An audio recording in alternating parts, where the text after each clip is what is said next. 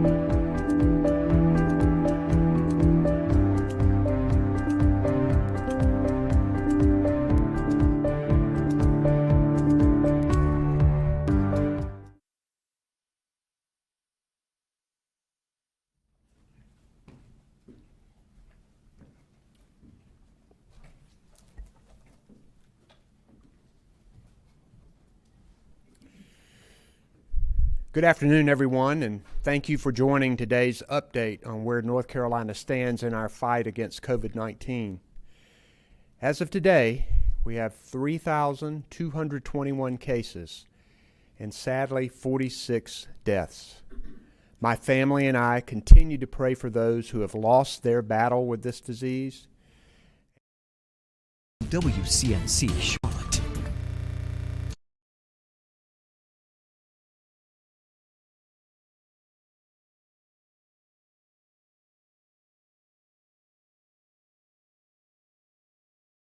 $221 cases and sadly 46 deaths. My family and I continue to pray for those who have lost their battle with this disease and for those who are still fighting to for their comply. lives. Many of you have transformed We're now the more way than that a you week into our stay-at-home order. To comply, many of you have transformed the way that you live. You're working from home. You aren't making unnecessary trips. You're keeping your physical distance. I appreciate those efforts. And I know that our doctors, nurses, and healthcare workers appreciate it too. These social distancing efforts are slowing the spread of the virus, giving our healthcare system time to ramp up capacity and to prevent an overwhelming spike of patients. As confining and frustrating as it is, we have to continue the stay-at-home order and the other interventions. They are working. And yesterday, a group of experts released a North Carolina-specific model that underscores just how critical social distancing is in our efforts to save lives. It's our best weapon in this fight. Now, I know many of you are wondering if this North Carolina model means that our stay-at-home order will continue into May. The answer is we just don't know yet. Modeling is one of a number of tools that we're using to make informed decisions in this fight.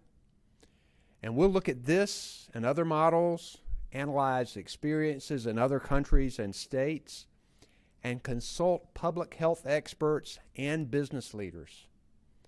But it's clear that right now, at least through April, people need to stay at home and keep their social and physical distance from each other. Every day, several times a day, we're looking closely at whether our efforts and interventions are doing enough.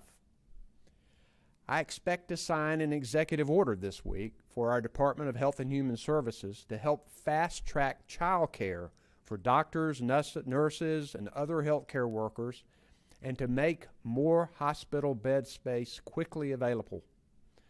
I'm also glad to announce financial assistance through our Department of our Department of Health and Human Services for child care for our frontline essential workers.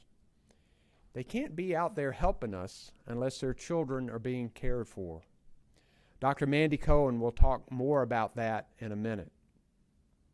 And we've received FEMA approval to set up housing alternatives, such as hotels or dorm rooms, for people who are now living in shelters who contract the virus and need to be quarantined. This has been a real problem for local governments, and we're glad that we can help with this. We're also preparing an executive order to put more guardrails on social distancing at our essential retailers. Now, I know many stores have already put limits on how many people can be at a store at once, and this order will ensure those limits are mandatory across the state for retailers. And I know that these holidays, Good Friday, Easter, and Passover, will tempt people to get together. It's usually a time for families, but it is not safe to gather with extended families and friends right now. As hard as it is to miss out on so many family traditions, consider your life and the lives of your loved ones. We want everyone present and healthy for next year's celebration. So don't put yourselves or each other's lives in danger. Even though we won't be together in the pews or at each other's homes, we are together in spirit. Social distancing means that we can't hold our loved ones close, but now is the time to hold tight to our faith.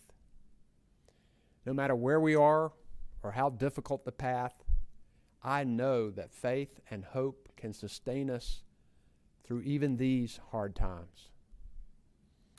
With me today is our Secretary of the Department of Health and Human Services, Dr. Mandy Cohen, our Secretary of Public Safety, Eric Hooks, and our Director of Emergency Management, Mike Sprayberry. Sign language is being provided by Nicole Fox and Monica McGee. And behind the scenes, Spanish language interpretation is provided by Jackie Medevere and Jasmine Medevere.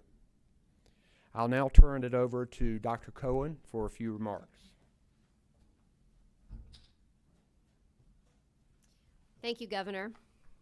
I'll start with a rundown of the numbers, some of which the Governor mentioned. As of this morning, we had 3,221 cases in 90 counties in North Carolina.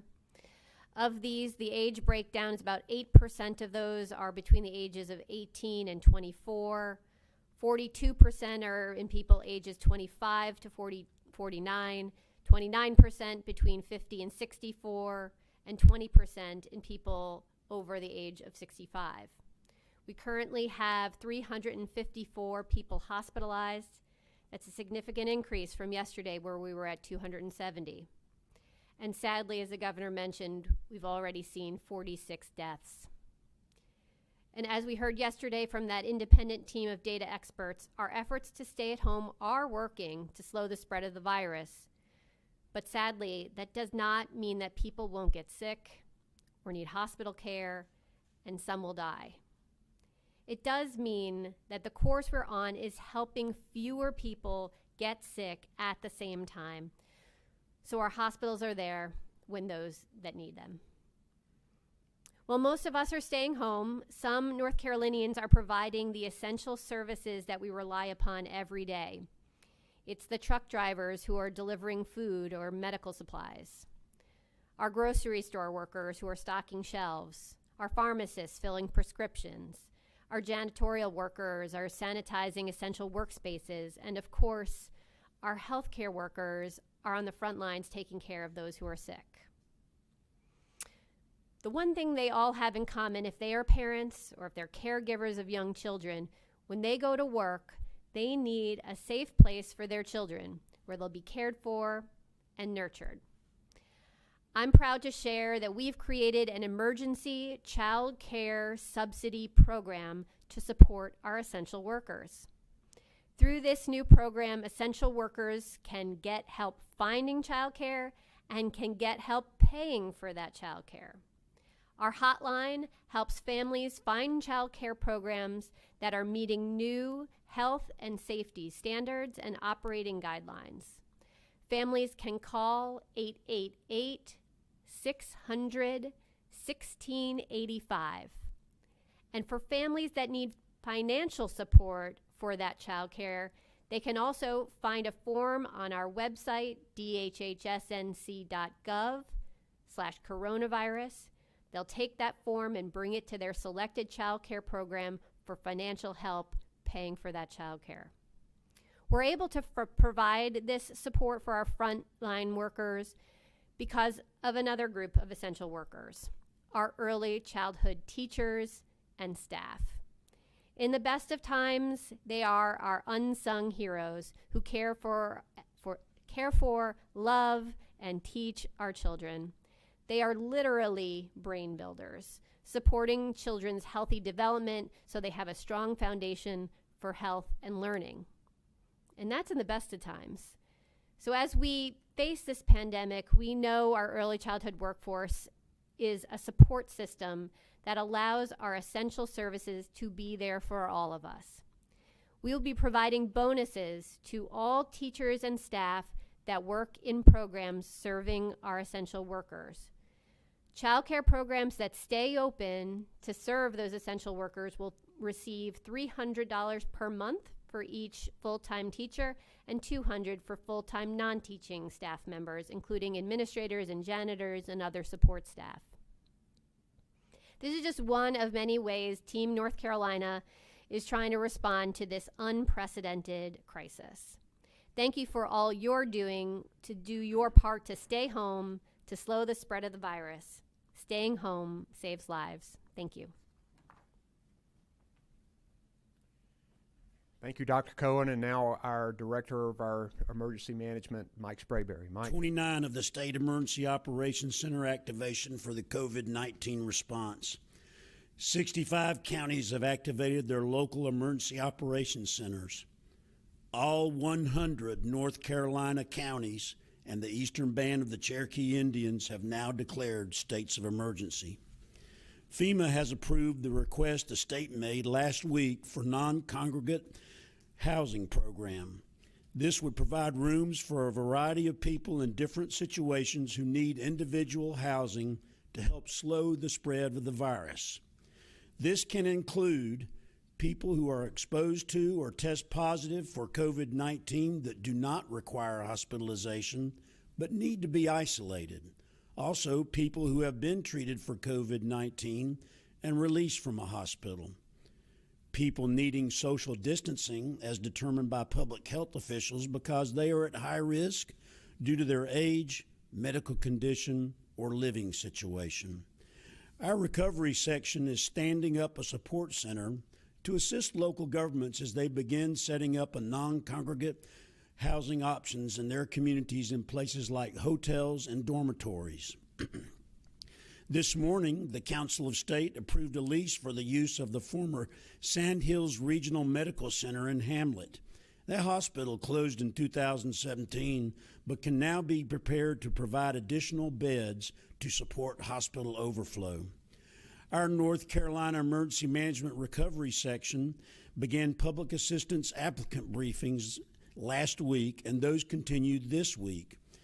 These are online sessions for local governments and private nonprofits to educate them on the procedures for applying for FEMA reimbursement for COVID-related expenses. So far, more than 330 cities, towns, counties, and nonprofits, to include hospitals, have participated and filed requests for public assistance.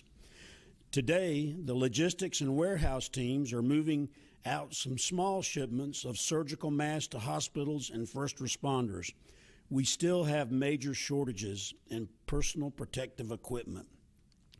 Once again, I want to remind everyone that 911 is for emergency calls only. Please refrain from calling to report stay-at-home or social distancing violations. We need to keep 911 lines open for true emergencies. If everyone does their best to stay at home and observe social distance, these calls won't be necessary. 211 is the place to call for information or help with resources like food, utilities, childcare, and other needs. If you call and get a busy signal, it means that all lines are tied up and with other callers. Simply wait for a while and try your call again. For twice daily information updates on coronavirus, you don't have to call. Just text COVID-NC to 898-211. That's 898-211. You can get text in English or Spanish. Please allow me to thank our local partners for all of their hard work. We don't take it for granted, and thank you for your support of the State Emergency Response Team. Don't forget to call your loved ones daily, look out for your friends and neighbor, and be kind. With your help, we will get through this together, and as one team, one mission, and one family. Thank you, Governor. Thank you, Mike. And again, we're grateful to the people here at the Emergency Operations Center who are working 24/7 to protect the people of our state. We now have Secretary Hooks, Secretary Cohen, Director Sprayberry, and myself available for questions. And as you call in, if you can identify yourself and the station you work for or the paper you work for, we'd appreciate it. So let's have our first question.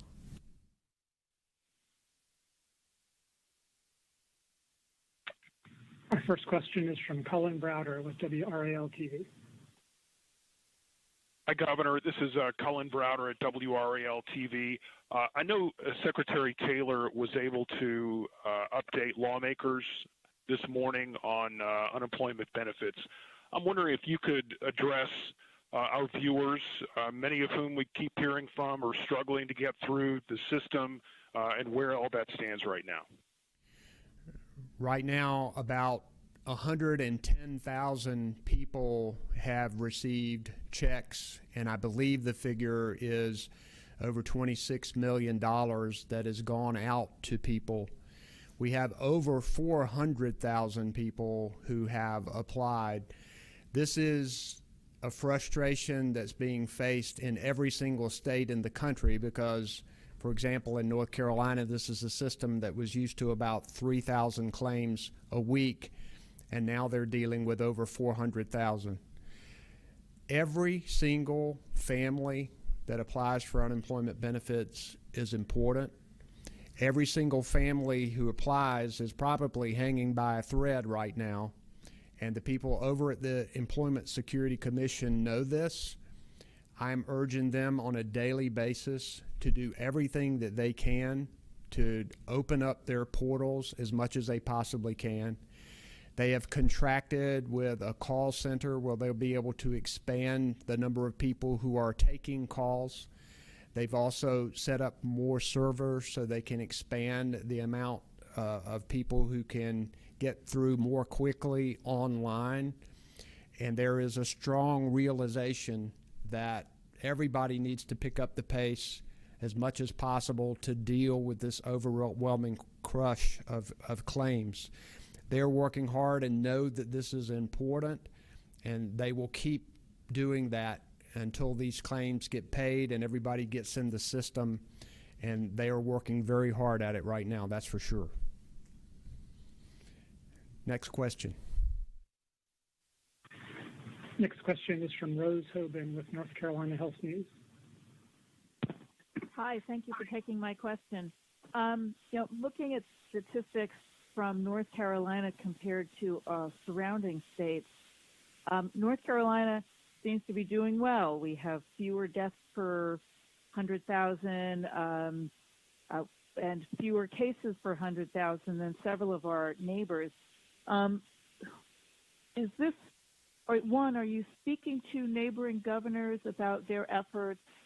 And two, just the fact that neighboring states are not doing as good a job at controlling, the increase of cases. Does that concern you that these folks would, our borders are open and folks will be able to come in and, perhaps it might affect our eventual case numbers? We want every single state to impose interventions like stay-at-home orders.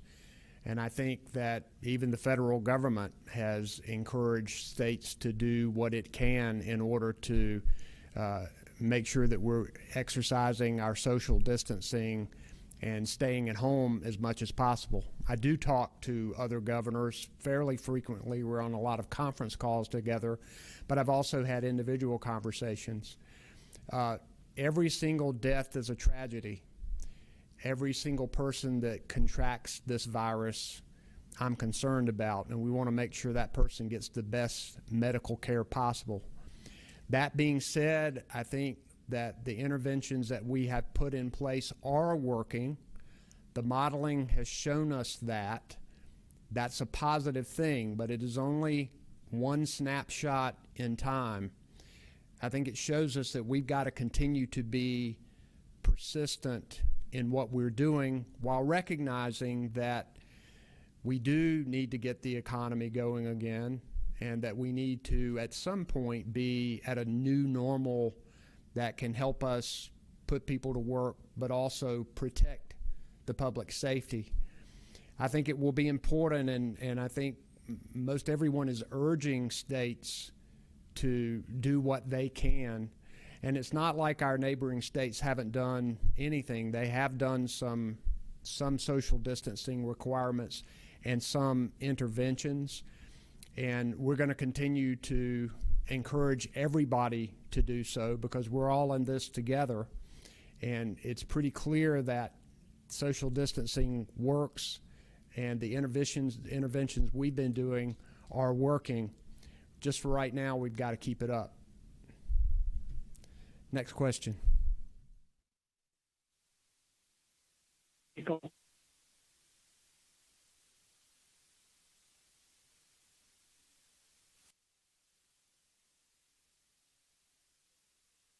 That's being done now to get us to a point that we could essentially reopen parts of our society. Can you start telling us what planning is going into that?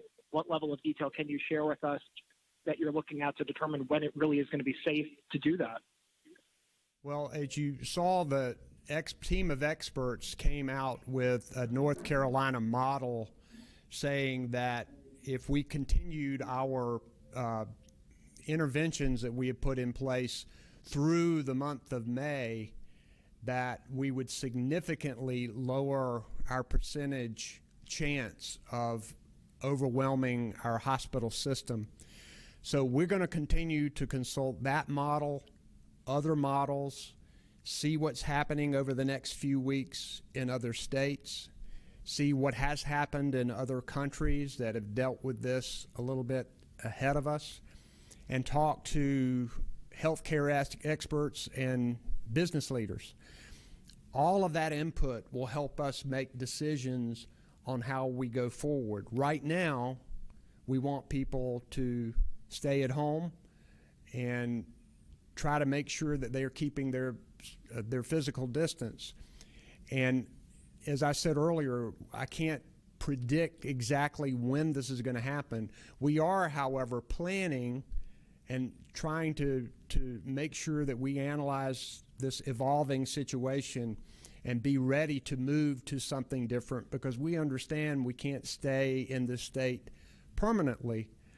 But we're asking people that at least through April, where our orders are in place, to obey those orders, put us in the very best position that we possibly can be to get ready to make decisions about what we're going to do in May. And let's try to, these next few weeks, let's try to slow this spread as much as we possibly can and give our hospitals and our healthcare providers some breathing room. I think we're doing well. We just need to keep at it. Next question. Next question is from Jennifer Emmert with WLOS TV in Asheville.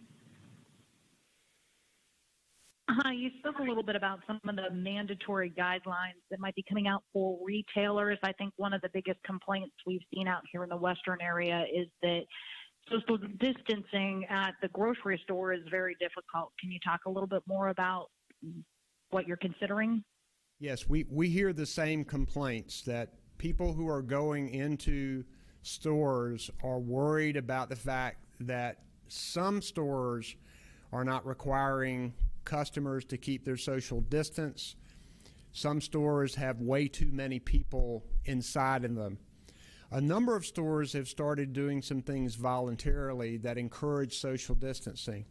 For example, they only allow a certain percentage of the total occupancy allowed over the fire code. Like a lot of stores are saying only 25% of the maximum occupancy can come into the store. And they actually have someone at the door counting, letting one person in and one person out to make sure that they keep at that number. In addition, there are things in the store like one way in the aisles and making sure places where people stand that there are marks so that people stand 6 feet away from each other. They have plexiglass that helps to protect employees when they're at the point of purchase or checkout, and even the place where a line could form outside while waiting to try to get in, the spaces are marked 6 feet apart, so people standing in line would have to be at a social distance. I think this is a positive step, and we need to make that kind of thing more uniform, and that's what you can expect in an executive order. Maybe not precisely those details, but we're getting some input now from across the state to exactly how we want to form these restrictions. But we hear that being a problem. We don't want people to be afraid to go to the grocery store or to pharmacy to get essential items. But we also want to discourage people who are just going to have something to do. And if you might have to stand in line a little while to be able to get into the store, it would discourage people from going just to have nothing, just because they want something to do. We think that this is an important signal to send as well, that wherever we are, we have to keep our physical distance. And the best thing you can do right now is to stay home. I have people frequently who are good people who want to do something to help their neighbor. And I say the number one thing you can do is stay at home as much as you possibly can. And the way you can help your neighbor the most is to not be in their physical presence, because this contagious virus spreads through the population quickly. And physical distancing, hand washing, hygiene are the only weapons we have right now. We don't have vaccines. We don't have proven medicines. These are the only weapons we have right now, and we have to use them. Next question. Next question is from Rick Curl with the Daily Record in Dunn. Yes, Governor, I'd like to follow up on, this is Rick Curl from the Daily Record in Dunn. I'd like to follow up on the last comments. When do you think the executive orders will be signed, and what other measures will be included in those? The executive order will come out sometime this week, and we'll be looking at other potential interventions that we might take. I'll let you know those when we're ready to talk about them, but that's one area that we thought was most important, that we were hearing the most from everyday citizens, that they were concerned about going to these stores and that we needed to do more to protect them. I'm grateful to the retailers who have stepped up to do this, but I think it's important that all of them do it. Next question. Next question is from Steve Wiseman with the Raleigh News and Observer.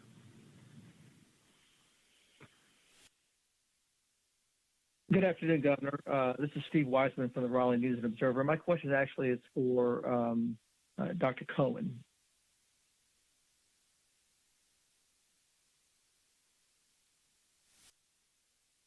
Dr. Cohen, I wanted to ask you about the data you're collecting from the different counties about the number of cases as far as the racial and ethnic breakdown. Are you collecting that? Are they providing that to you, and will you be sharing that publicly? Sure. Thanks for the question. We've been working very hard over the last week to get more and more data up on our COVID-19 dashboard.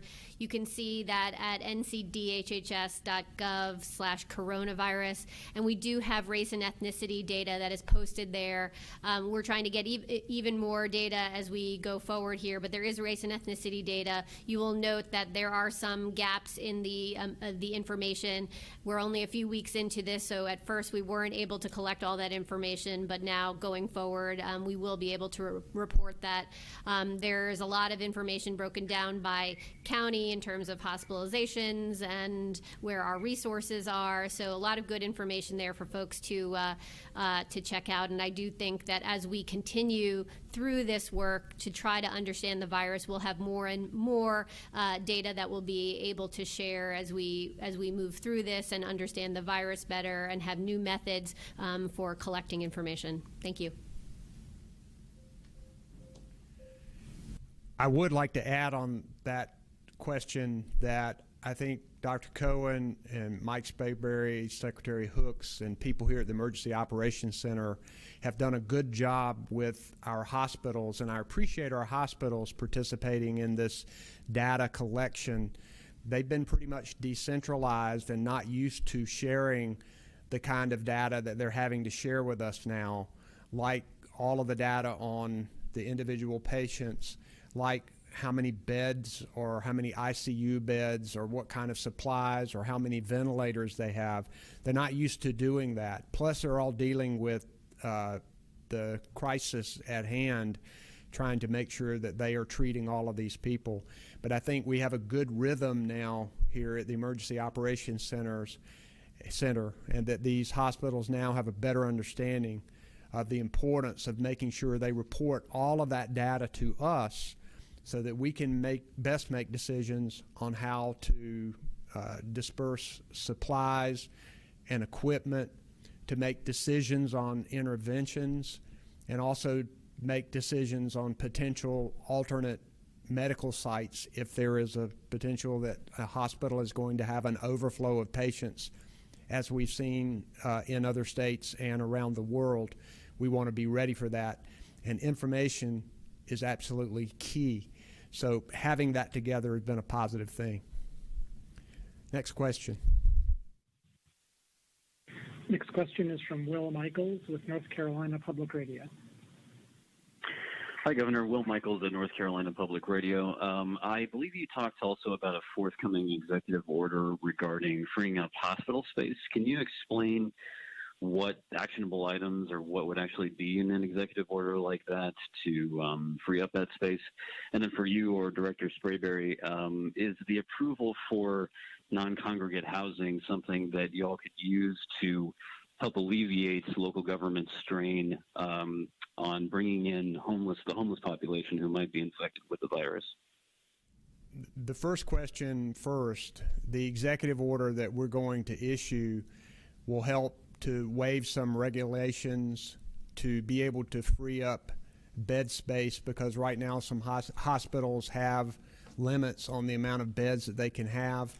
It also helps to free up regulations to be able to have more healthcare providers who would be able to go to battle in this fight against the virus.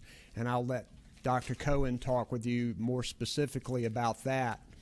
As for the FEMA money for our congregate shelters, I've had a number of discussions with our mayors who are concerned about people who are housing insecure and who are living in shelters. And when they are living together in a shelter, thinking about one person contracting the virus, how quickly that virus could spread in that population. And then not only do we have people's lives at risk, but we have a lot more people in our hospitals. So a lot of the local governments have already taken steps to try to be able to, if someone has infected with the virus, to be able to get them to a dorm room or to a hotel room in order to quarantine and protect the rest of the population, and also to make sure that that person gets the kind of help that they need. And yes, this money from FEMA will help us in that effort. But I'll first let Dr. Cohen talk a little bit about the executive order. Thank you, sir. I think you got that exactly right. We'll waive some additional regulations to allow for flexibilities around bed space and where they can place, how to use clinical space, and importantly, to make sure that we can have as many clinicians here in North Carolina with the most flexibility possible to be able to respond and surge their ability to fight and treat patients. So look for additional details over the next number of days, and we'll continue to look for additional flexibilities as we go forward here to make sure we can surge our medical capacity. I'm happy to one other thing to address on the congregate settings and being able to use our hotels and our dormitories. Just a hope that our hospitality industry in particular will work with our local governments to find spaces for folks. I think it's going to be really important in terms of slowing the spread of the virus. So thanks in advance to the collaboration with the hospitality folks on getting that enacted as soon as possible. You want to add to that, Mike? I think that's good, sir. Okay. Thank you. Next question, please. Our last question will be from Andrea Blanford with ABC 11. Hi, Governor. It's Andrea Blanford with ABC 11.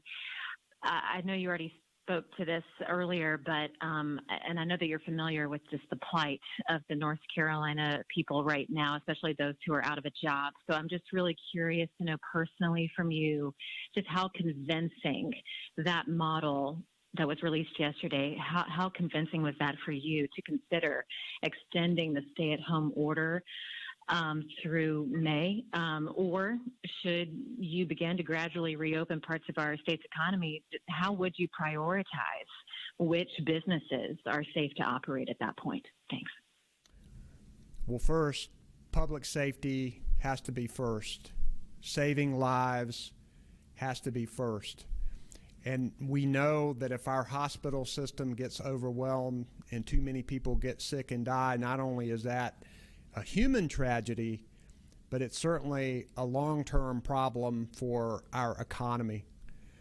There are a lot of people now out of work because of the havoc that this virus has caused. And they need to know that we're going to be working night and day to make the very best decisions to help them through this time and then also get our economy working again. The unemployment benefits are working their way through the system and should be out to people soon. The additional COVID money that's coming from the federal government should help those unemployment benefits to help at least get people by during this period of time, which will be positive. In addition, the federal stimulus money is coming for small businesses and for individuals, which we think will help. And as we get through the month of April and going into May, we're going to examine all of the data. We're going to talk to the healthcare experts, but also to business leaders. We're going to look at the modeling, because this is something that is evolving and ever changing.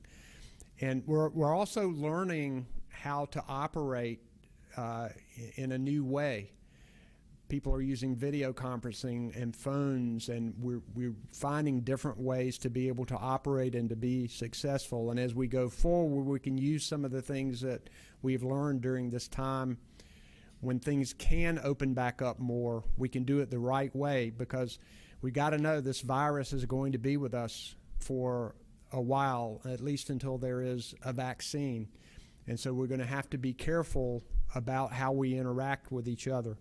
And we'll be making those decisions based upon consultation with all of those experts, and we will make the best decisions that are in the best interest of North Carolina. thank you guys very much for taking some time with us and for asking your questions. We'll be back again with you soon. Please, everybody, stay safe and God bless. Thank you. This was a special report from WCNC Charlotte. Anything.